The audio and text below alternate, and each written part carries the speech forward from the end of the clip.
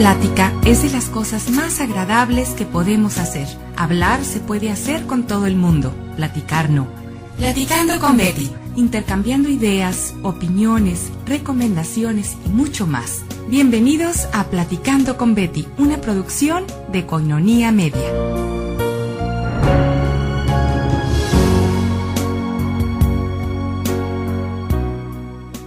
Muy buenas tardes, ¿cómo están?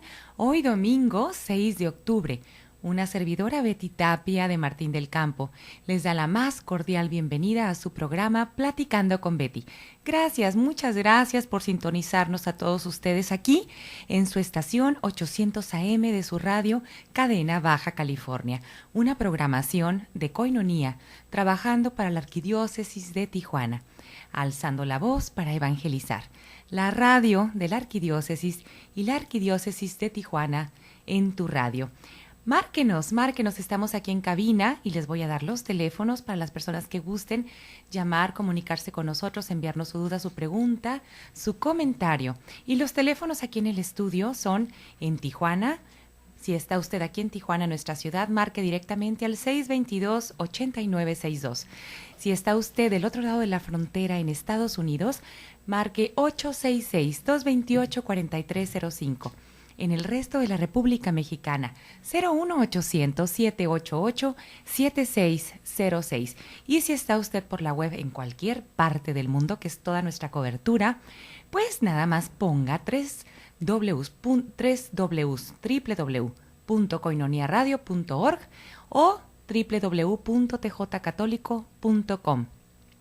Aprovecho este espacio y este momento también para mandarles un saludo a todas mis señoras del Pípila y del Dorado que asisten a las pláticas de ANSPAC, pues demuestran siempre su espíritu de superación para ser mejores personas, hijas de Dios en todos los papeles o roles pues que les ha tocado vivir, fungir como misión y vocación de nuestro Señor que les ha mandado a cada una de ellas como mujeres, ¿verdad? Esposas, madres, amigas, y ellas asisten una vez a la semana a distintas parroquias, dependiendo de donde correspondan, a este apostolado. Y este apostolado es para la arquidiócesis. Nosotros trabajamos para la arquidiócesis y trabajamos en más de 22 parroquias e instituciones. Y si usted está interesado, acérquese a su parroquia a la que pertenece o a la más cercana y pregunte por las pláticas gratuitas de ANSPAC. Las impartimos una vez a la semana nada más, 2 horitas y impartimos formación humana, formación moral y una manualidad. Pues a todas mis señoras y a todas las señoras de ANSPAC les mando un gran abrazo, un gran saludo y pues mi manifestación de orgullo y satisfacción de tener tantas mujeres aquí en nuestra comunidad de Tijuana y también en Rosarito, en Tecate, en Valle de las Palmas, que también están al pendiente de estas pláticas que se imparten cada mes a través de otro apostolado Familia Misionera.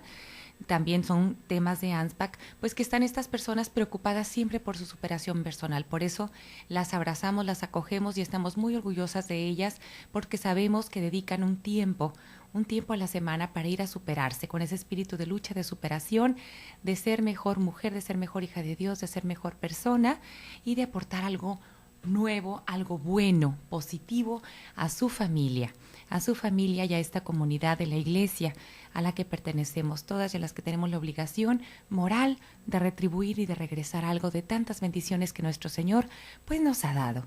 También aprovecho este espacio para comentarles lo que cientos de personas presenciamos el jueves pasado en el Centro Cultural Tijuana. ¡Qué concierto de Padre Miguel Ángel!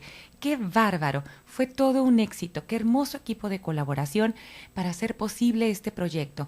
Lulú Calzada, que fue la persona que encabezó pues su organización y otras personas más, y que Lulú también es clave aquí en Koinonia, pues les mando un abrazo y una felicitación también porque siempre pues son garantía. Todas estas personas que trabajan para Dios son garantía porque, bueno, primeramente son movidas por el Espíritu Santo, por la presencia de Dios nuestro Señor y por su gran corazón, generosidad, caridad y voluntad para trabajar por Dios y por el prójimo.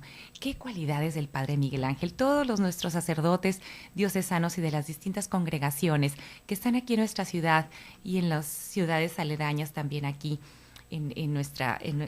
pues, que forman parte de la arquidiócesis, pues ahora ya también Ensenada que se independizó, pero bueno, todas las ciudades aquí cercanas sabemos, porque estamos en comunicación con ellas, qué sacerdotes tenemos en nuestro estado, qué increíbles sacerdotes tenemos en nuestra nación, todos trabajando por Dios.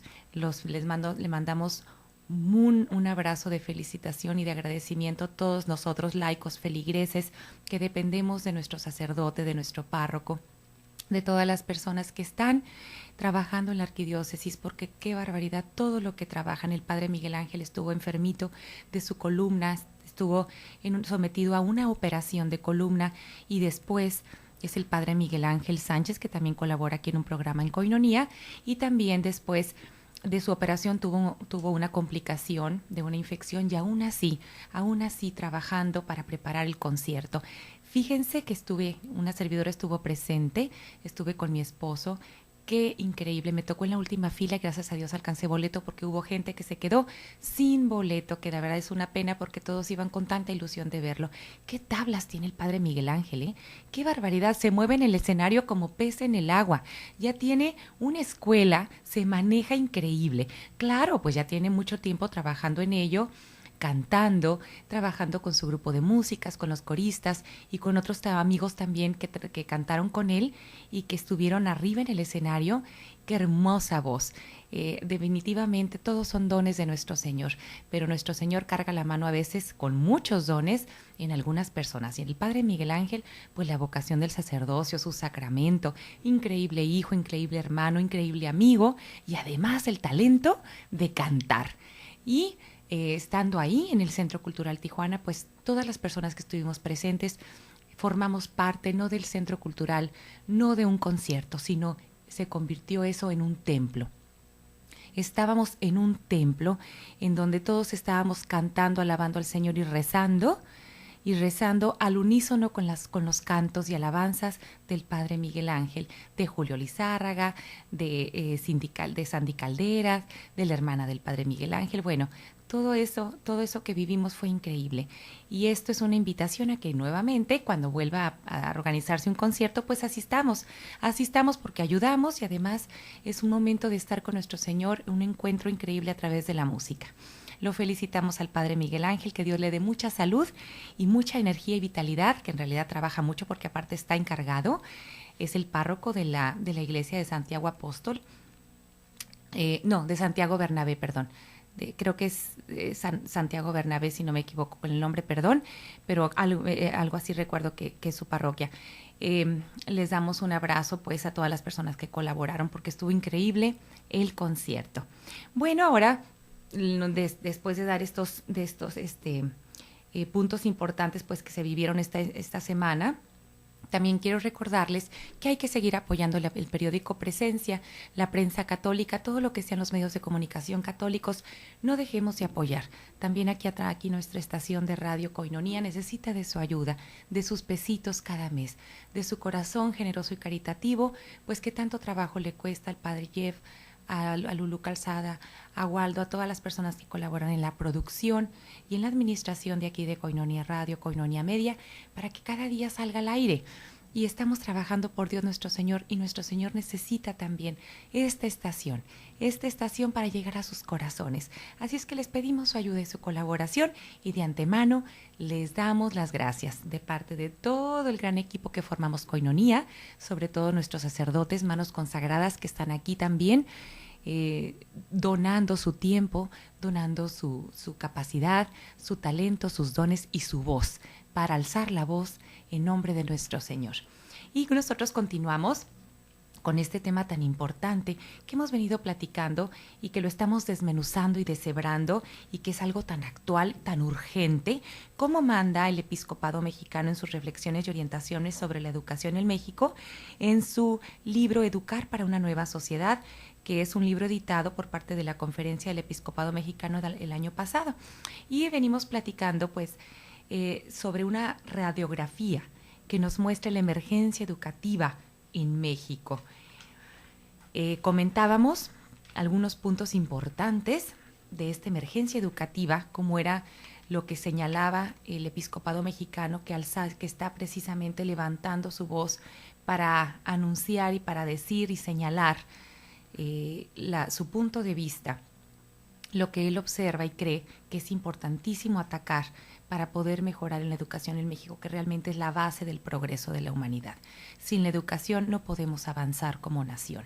Y también no nada más la parte de ser ciudadanos mexicanos, que necesitamos avanzar en el progreso para el bien común de nuestros compatriotas, en donde todos contamos, también como católicos, como la Iglesia Católica de México. Y estos puntos importantes que hemos venido analizando, los menciono nada más a manera de repaso, es la desigualdad social, que está excluido pues por un sistema. Desigualdad social no ayuda a este punto a avanzar en la educación.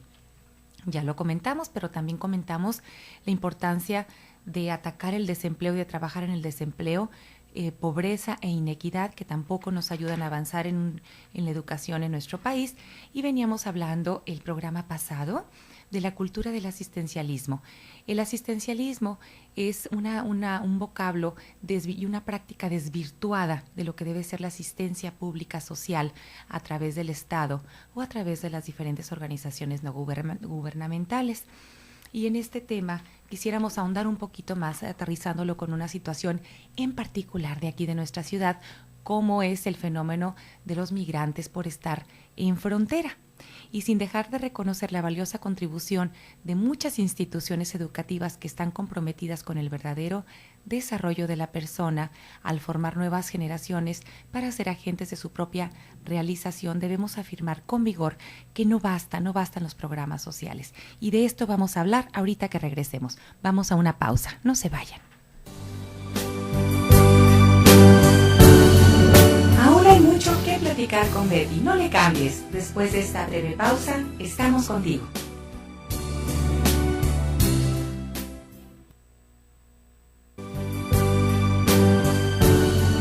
Sigamos platicando con Betty. Ya estamos de regreso. Colonia Media.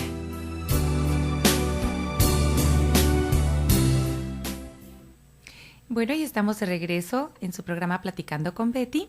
Les agradezco que continúen con nosotros y vamos a hablar de este término. No se asusten de términos así tan elevados, no son términos elevados, es realmente lo que vivimos todos los días aquí. La asistencia social pública es una obligación por parte del Estado. ¿Pero qué tiene que ver esto con nosotros los católicos, con un programa católico aquí en una radio católica? Pues que gracias a la participación y al interés y a la responsabilidad social que tiene la Iglesia Católica por parte del Episcopado Mexicano, todos los obispos y sacerdotes que están viendo siempre por el bienestar de los feligreses, se dan cuenta, observan, porque son personas preparadas y por eso preparan estas conferencias, estas convenciones. Y elaboran escritos, tratados, documentos en donde se pueda pues consultar y la gente podamos estar preparados, podamos estar actualizados de lo que está viviendo nuestra ciudad y sobre todo darnos cuenta que como católicos nuestros sacerdotes y nuestros obispos y el cuerpo pues de la Iglesia nos invitan a estar conscientes y a ver la realidad que está pasando en nuestro exterior para poder alzar la voz junto con ellos y decir, yo también, no nada más como ciudadano, sino como católico, tengo la responsabilidad moral de ver por lo que está pasando en mi comunidad. Y un problema aquí en Tijuana es el problema de los migrantes. Y de eso vamos a hablar ahora un poquito, a tocar el tema con esta situación de la cultura del asistencialismo que no nos hace nada bien. La asistencia es buena, pero es un paliativo, es una pastillita nada más para aliviar el dolor de cabeza de una enfermedad, ¿verdad? Pero es nada más un paliativo temporal para ayudar a las personas pues que son de escasos recursos, que no tienen un techo donde vivir, que no tienen para comer. Y trasladándolo aquí a nuestra ciudad, una manifestación de este problema por el fenómeno de nuestra ubicación geográfica son los migrantes. Son los migrantes, recuerden que se considera un migrante hasta antes de 30 días que llega a la ciudad y se va a otro punto, a otro lugar, ¿no? Pero después de 30 días, una persona que llega de fuera, que llega deportada de Estados Unidos o que lo regresan de Estados Unidos o que llega de otro lugar y se queda aquí, ya no es un migrante, ya es una persona que radica aquí en Tijuana. ¿Y qué pasa con estas personas, por ejemplo, que están en el canal? Sabemos nosotros los tijuanenses que hay más de 2,000 drogadictos o personas adictas que viven en el canal y que precisamente hace unas semanas las acaban de remover y empieza el efecto cucaracha. El efecto cucaracha, ¿qué quiere decir? Que se desplazan estas personas removidas del canal a otros lugares, pero siguen en las mismas condiciones. No hay hay una asistencia pública y social con diferente ayuda que aporta el Estado, que no es suficiente, pero es una ayuda temporal, momentánea, como darles de comer o darles techo, ¿verdad? En algunos lugares, pero lo máximo llega nada más a darles de comer.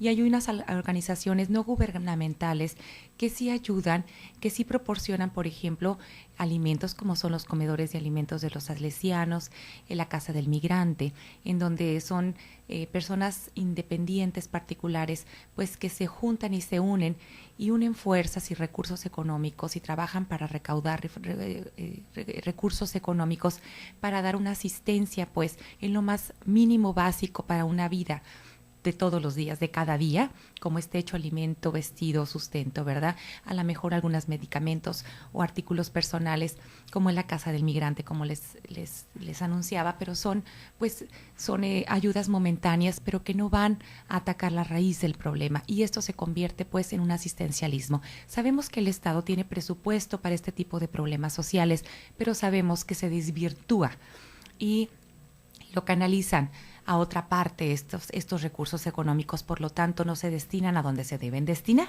¿verdad? Este no es el punto de nuestro tema, porque esas son cuestiones ya de poder, de política, que quien tiene el dinero, el recurso, pues tiene el poder para poder tomar decisiones, valga la redundancia, tiene el poder para tomar decisiones y lo destinan pues a veces para intereses personales o de partidos, y no se asiste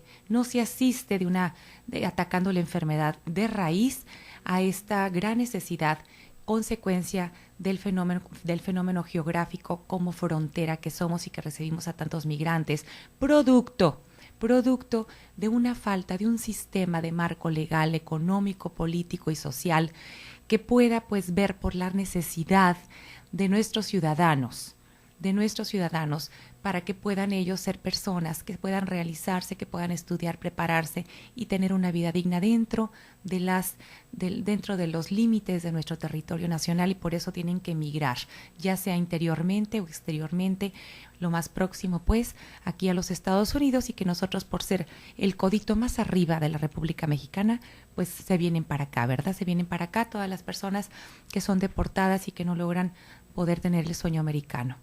Y así está toda la frontera del norte del país, ¿verdad? Así está también toda la frontera del norte del país, como Ciudad Juárez. ¿Qué pasa, pues, con estos lugares como nuestra ciudad? ¿Qué hacemos por estas personas que están deportadas, o todas estas personas que están en el canal, que no saben qué hacer con su vida, que están perdidos en las drogas?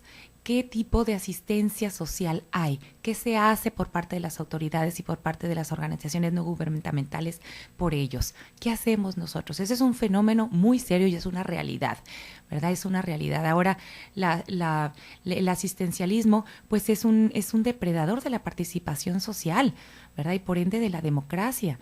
Porque sí se ha hecho mucho, sí se ha descentralizado mucho.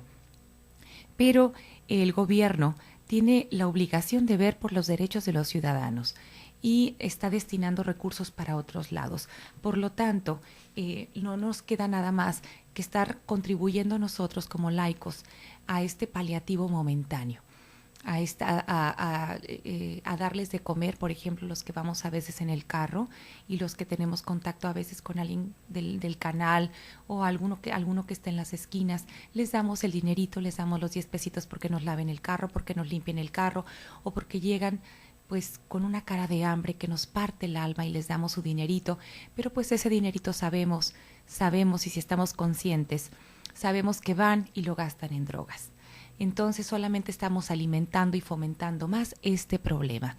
¿Cuál sería una solución realmente? Pues no sabríamos de dónde empezar. Es un círculo vicioso. Por lo tanto, necesitamos una depuración de un sistema, de un marco legal, económico, político y social fuera de corrupción, donde no haya corrupción, pues, para que se pueda regenerar nuevamente todo este marco del que estamos hablando, todo este sistema del cual estamos inmersos, ¿verdad? Y esto pues no ayuda en nada a la educación. Por ejemplo, ¿qué podríamos hacer por estas personas, estos más o menos 2,000 muchachos, señores, niños que están en el canal y que solamente se van a otras partes a seguir haciendo lo mismo y que luego regresan porque ellos están en una posición muy cómoda? Ya saben que hay personas que se tientan el corazón y ven por ellas y les van a dar alimento, comida o les dan su dinerito cuando piden dinero ahí en las calles y están muy cómodos, ¿verdad?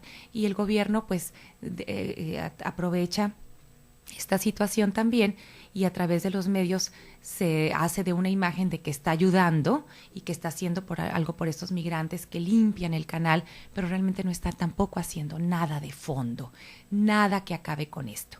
El problema va a seguir y sigue creciendo. Entonces, de raíz, estas personas necesitarían, por ejemplo, un lugar, una ayuda por parte del Estado, una asistencia social realmente productiva y efectiva, de acuerdo a las necesidades, que es una rehabilitación emocional, psicológica, con psicoterapia, para que puedan reincidir nuevamente, pero a la sociedad positivamente, no reincidencia en drogas, sino reinsertarlos en la sociedad, en donde ellos salgan ya rehabilitados, limpios de esta adicción, que es muy difícil pues para algunos ya que están muy avanzados, porque combinan cristales, combinan sustancias químicas muy fuertes en donde se dañan profundamente ya las neuronas cerebrales y ya no tienen a veces la capacidad de aprendizaje de un oficio, que sería el segundo paso después de desintoxicarlos físicamente, después de ayudarlos emocionalmente y psicológicamente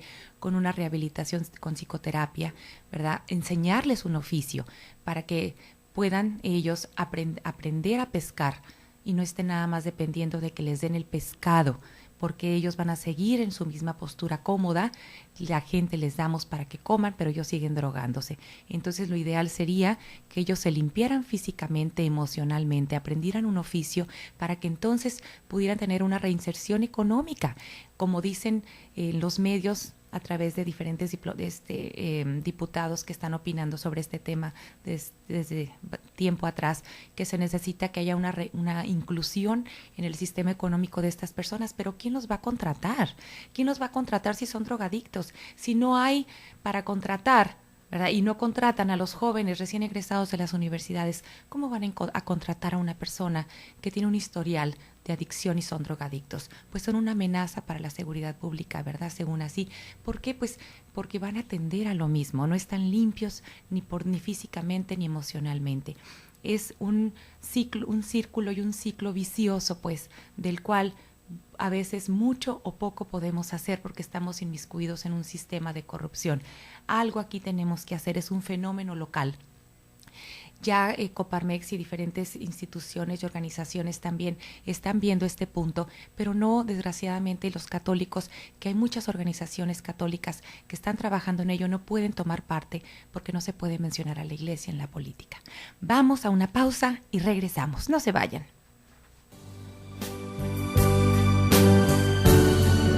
Ahora hay mucho que platicar con Betty. No le cambies. Después de esta breve pausa, estamos contigo.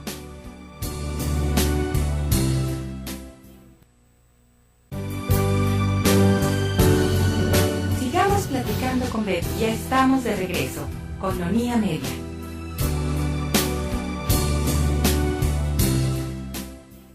Ya estamos de regreso y les comentaba pues el punto de vista, el criterio que manifiesta y pone por escrito el episcopado mexicano en este libro de Educar para una nueva sociedad, que habla del asistencialismo, en donde nos dice también pues el episcopado que el asistencialismo crea una clara situación de dependencia del individuo o grupos que lo reciben y que realmente no promueven la dignidad ni en el desarrollo de proyectos en la persona.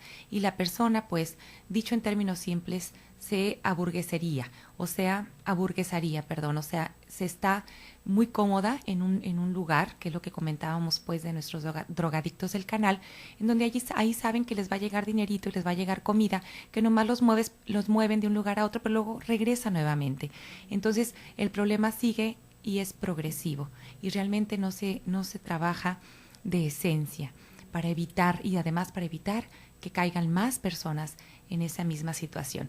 Por lo tanto, la imagen clásica que se trae a colación es que hay que enseñar al asistido a manejar la caña, o sea, a desarrollar sus propias potencialidades y no brindarle el pescado ya preparado.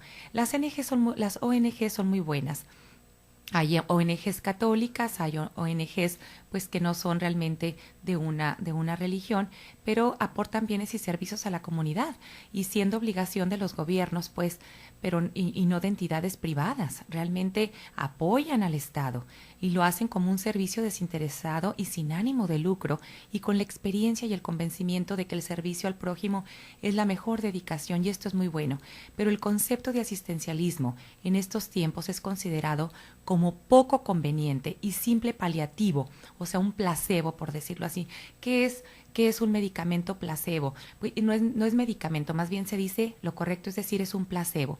Y aquí les explico qué es esto, por qué habla de paliativo.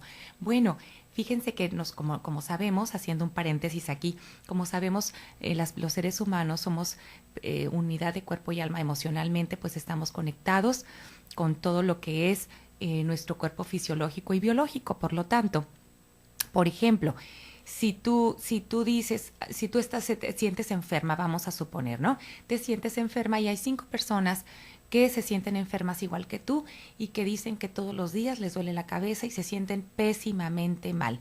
Entonces vamos a suponer, van 5 personas y van con un médico, y el médico les dice, les vamos a dar un medicamento para que todo esto se les quite.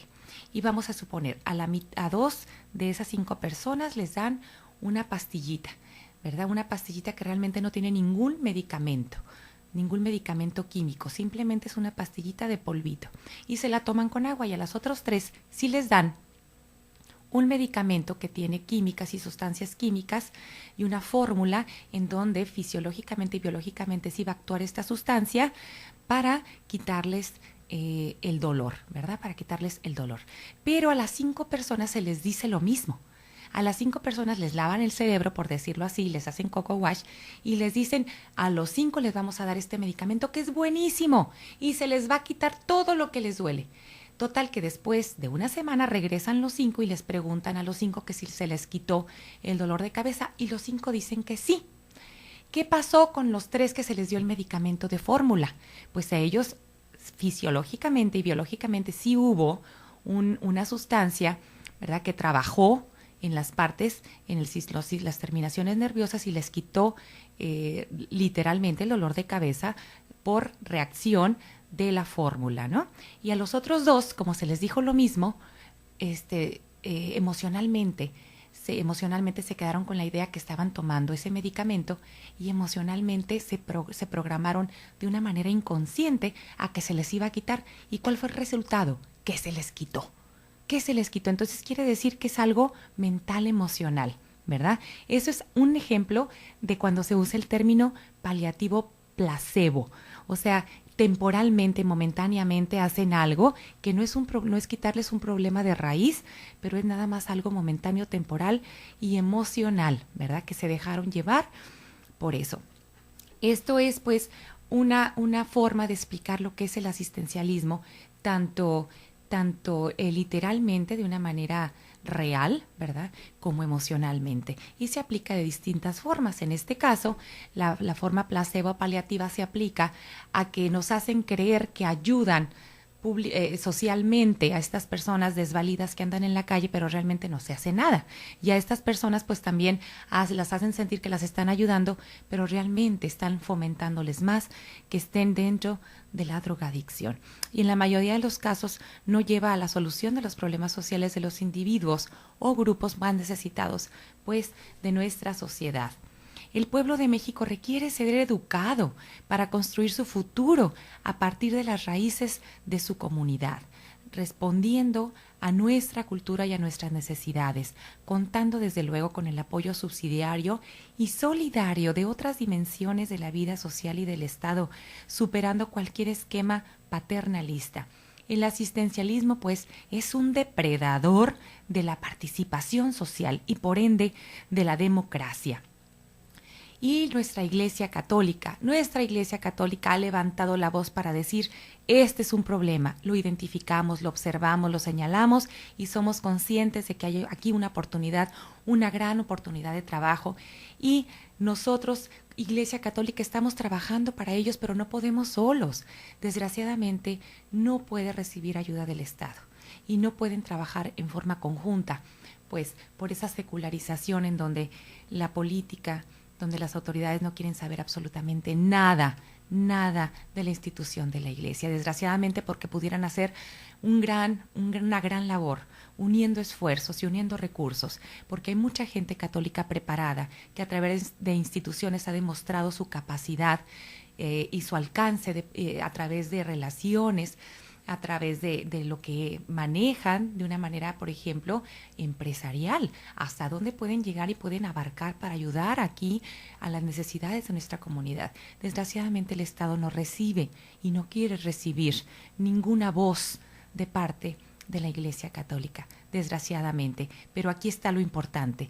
Nuestros obispos y el episcopado mexicano lo ha hecho notar, lo ha identificado y aquí está trabajando él solo como puede, pero está trabajando. Por lo pronto, eso es importante. Y nosotros como laicos, como pertenecientes a nuestra nación mexicana, siendo mexicanos y también perteneciendo a la Iglesia Católica, podemos hacer mucho aquí con nuestras influencias, pero hablando positivamente, no de corrupción, ¿verdad? Bueno, México ha experimentado un significativo crecimiento democrático en las últimas décadas. Sí lo ha hecho, pero también existe un ambiente jurídico y social que favorece también las libertades individuales. Pero hay un grupo que también lo ha hecho, ¿verdad? Pero no podemos dejarnos llevar por estas cosas positivas que de una manera aislada sí se han estado haciendo, porque sí las hay, sí las existe, pero seguimos luchando contra corriente, inmersos en un sistema corrupto, ¿eh? Eso sí sigue pasando. Y hay un grupo también importante de la población juvenil, de la población de nuestros jóvenes, que no está interesada en asuntos públicos ni tampoco en la política, la cual relacionan solo con el ámbito electoral o bien con la corrupción y el abuso. Y esto es un dato del Instituto Mexicano de la Juventud, ¿eh? Por ello, la emergencia educativa, que es el punto del que estamos hablando, la emergencia educativa de hoy, que también exige ayudar a que el pueblo de México redescubra su capacidad de participación, de representación y de compromiso ciudadano.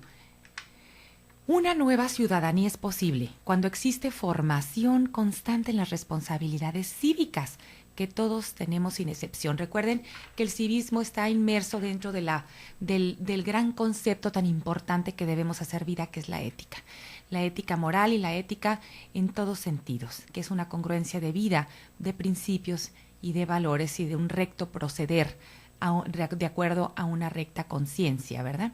Valoramos los recientes procesos de descentralización. Sí los valoramos, tanto políticos como de los servicios, incluida la educación, que poco a poco comienzan a abrir espacios de participación, de gestión de propuestas alternativas y de todo tipo de toma de decisiones democráticas en municipios o sus equivalentes. Sí hemos conocido foros, cómo no, participación, grupos. Sí hemos visto cómo han nacido nuevas formas de alzar la voz. Claro que lo hemos hecho. y ello podría permitir que a la larga el desarrollo educativo sea consecuencia de pequeños o grandes logros locales. Es un interesante desafío educativo esto, ¿eh? Es un interesante desafío educativo, pues la herencia de muchos años de centralismo no ha impulsado la formación de un pueblo libre, creativo, protagonista y comprometido con el cambio de sus circunstancias más allá de los intereses de poder. ¿Y cuál es la manifestación más actual que estamos viviendo ahorita? Pues este grupo de maestros que no está viendo por el bienestar, que es la verdadera finalidad de su vocación de maestro, ¿verdad? Ese es el problema, este es el gran problema que tenemos ahorita en nuestro país. ¿Qué pasa? ¿Qué pasa con el sindicato? ¿Qué pasa con la CENTE? ¿Qué pasa con la sección 22? Con todos estos maestros pues que no tienen la vocación de ser maestros con la extensión de la palabra, que ya vimos que aquí en Tijuana el día jueves también se manifestaron. Nos da tristeza porque los primeros perjudicados son nuestros niños, el futuro de México, de la iglesia, y los propios maestros, porque realmente ellos no se quieren superar. ¿Qué está pasando? ¿Qué está pasando, verdad? Qué desgaste, qué desperdicio de tiempo, qué retroceso de la nación, porque la educación es el progreso de nuestra nación. Vamos a una pausa y regresamos. Aún hay mucho que platicar con Betty. No le cambies. Después de esta breve pausa, estamos contigo.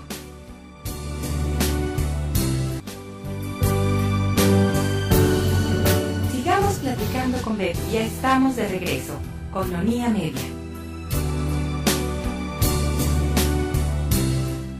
Ya estamos de regreso en la última parte de nuestro programa, la última sección de nuestro programa, y comentábamos pues que sí reconocemos con realismo que existen numerosas organizaciones que, inspiradas en el cristianismo, promueven la dignidad de la persona en el ámbito empresarial, campesino e indígena, en el ámbito de la promoción de las mujeres, los maestros y el compromiso cívico-político, y en la defensa de derechos humanos en general, del derecho de la vida en particular, del medio ambiente y de nuestras tradiciones y culturas. Todas estas son iniciativas que de modo creativo pues y propositivo ofrecen soluciones a los acuciantes problemas de nuestra sociedad en general. Bueno, este es un punto que hay que reflexionar, tomar en cuenta, y ya está contemplado pues por el episcopado mexicano. ¿Qué vamos a hacer? ¿Qué vamos a hacer? Pues esa es la gran pregunta, ¿no? De los 64,000, como decían. Bueno, otro punto importante de esta emergencia educativa en la que debemos estar trabajando ahorita urgentemente, es, además de los puntos anteriores, ver por nuestras comunidades indígenas, que son rezagos pendientes, pues estas comunidades indígenas que forman parte de nuestro sistema económico, político, social y educativo, que estamos haciendo para incluirlas, para tomar en cuenta su forma de vida, su estilo de vida, dónde viven ellos, su situación, sus dialectos, ¿verdad? Sus costumbres y tradiciones, y en hacerlos de una manera inclusiva, participar en todo lo que es el progreso de nuestra nación, empezando por su derecho de ser atendidos en la educación. La población indígena, dice el episcopado mexicano, en nuestra nación, no solo por razones históricas, sino por su aporte cultural y su presencia activa en el pasado y el presente de México, posee una importancia capital. Son nuestras raíces. Señalamos una vez más pues que la población indígena ha sido marginada sistemáticamente en diversos planos y aspectos, incluido el ámbito educativo. Es urgente una comprensión mayor del perfil particular de sus culturas autóctonas, sin menoscabo del respeto, igualmente importante, también de sus derechos, los derechos humanos fundamentales, de los que todos gozamos, sin distinción, en igualdad de circunstancias. Las comunidades indígenas tienen pleno derecho a vivir y convivir en completa integración con el resto del país en materia de desarrollo humano en general y de desarrollo educativo en particular. Y vean en este punto, fíjense lo que está pasando ahorita en el sureste con el problema de los huracanes, de las lluvias, cómo se inundaron, ni siquiera lo mínimo básico pueden tener estable, seguro, ¿verdad? Un techo seguro. ¿Por qué? Porque a veces son imprudencias que se cometieron por parte del Estado, en donde ciertos lugares, espacios que debieron haber destinado para hacer, por ejemplo, presas para el agua y para o ponerlos en lugares, reubicarlos en lugares seguros, pues no lo han hecho porque han destinado esos recursos para por interés personal. Por ejemplo, en lugar de construir alguna presa, pues ese terreno fue vendido a alguien, ¿verdad? Para hacer fraccionamientos y para lucrar con ellos, ¿no? Por intereses ahí económicos. Bueno, así como esas infinidad de situaciones en donde, pues, por la ambición del poder y del dinero, no se ha visto por los derechos y por el bienestar de nuestros indígenas, que son de las personas más vulnerables y más afectadas de este sistema mexicano. ¿Por qué? Porque no se alcanza a ver sus preocupaciones, no se alcanza a ver su estilo de vida, porque están acá ellos trabajando desde una oficina para ver cómo se saca mejor provecho de los recursos. Es por eso que a veces nos cuesta tanto trabajo, pues, pagar impuestos y aceptar leyes, como viene la homologación del impuesto al 16% también en nuestra frontera y en otros lugares. Tenemos nosotros la obligación de pagar impuestos al Estado, por supuesto. Esa es una obligación para que se traduzca en un derecho ciudadano. Pero cuando vemos que se impone, pues, este impuesto, por decirlo así, perdón por el juego de palabras, un impuesto que se nos impone a nosotros, que es una obligación que tenemos que pagar, pero vemos que esos recursos se destinan malamente a las bolsas de particulares y se está, por ejemplo, descuidando a nuestros indígenas y no se les da lo mínimo para que vivan bien y tengan una vida bien con sus hijos y pues sigan perseverando y preservando sus culturas, su tradición, ¿verdad? Que es la riqueza de la esencia de la raíz de nuestro país, pues ahí sí nos oponemos. O sea, cuando vemos pues este desvío de recursos obtenido por los impuestos del pueblo, que a veces le cuesta tanto trabajo a la gente pues pagar sus impuestos, a todos nos cuesta pues, y que se desvíe en lugar de estar viendo por el bien de nuestro pueblo, ahí es donde nos cuesta trabajo aceptar pues este pago, ¿verdad? Entonces es por eso que también nos cuesta a nosotros ahorita aceptar esta ley del 16%, porque muchas de estas personas vulnerables, de ese sector vulnerable, se va a ver muy afectado, y no se protege el comercio, por ejemplo, aquí local, estando en competencia con el comercio de Estados Unidos. Son puntitos que alcanzamos nosotros a ver y a percibir y lo vamos a tener que hacer si se impone, porque es una obligación ciudadana, es una obligación que tenemos que cumplir como mexicanos, pero vamos a cumplir con la frente muy en alto y en nuestra conciencia va a quedar que cumplimos pues con esa obligación.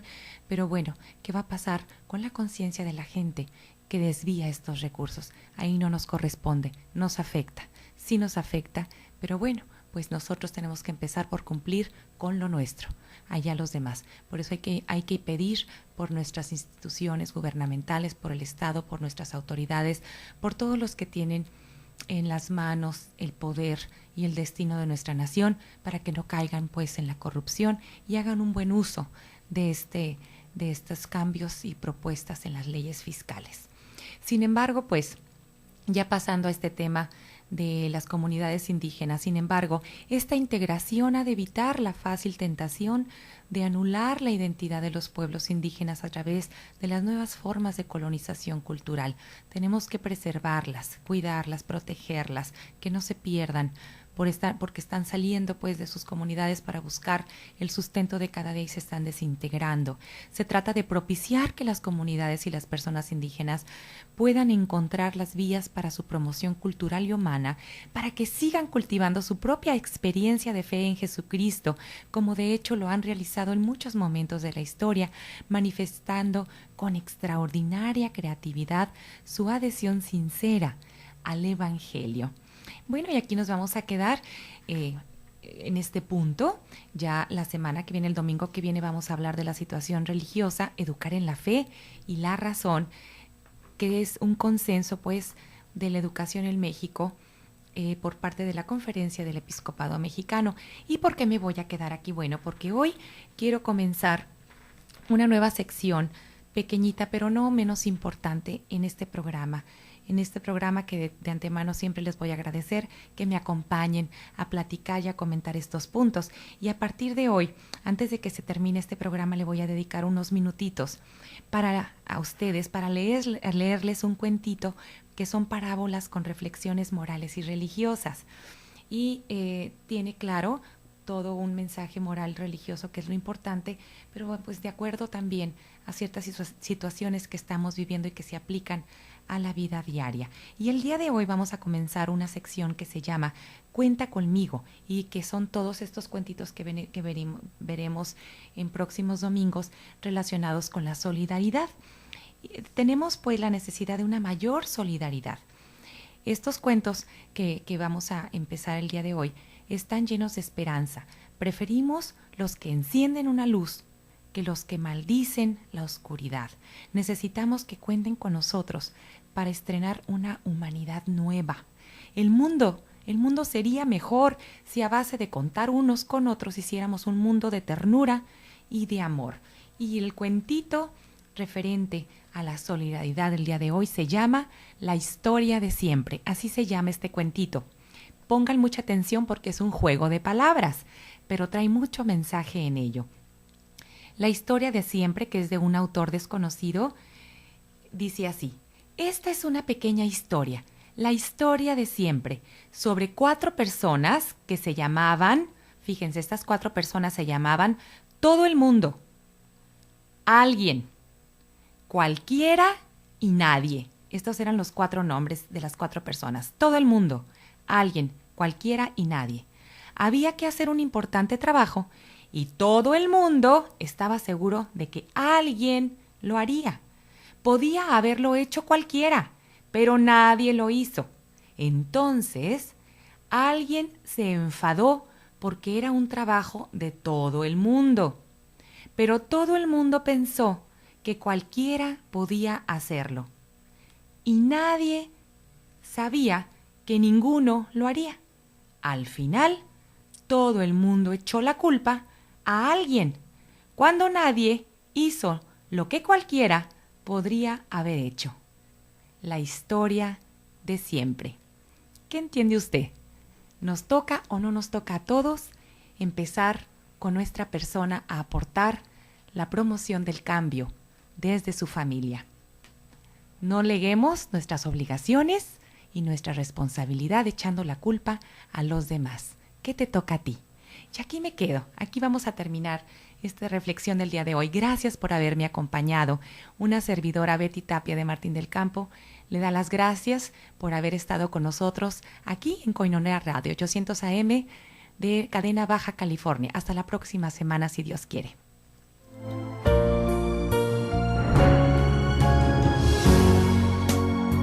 Platicando con Betty fue una producción exclusiva de Koinonia Media. No dejes de sintonizarnos el próximo programa Platicando con Betty, conversaciones que edifican. Gracias por su compañía.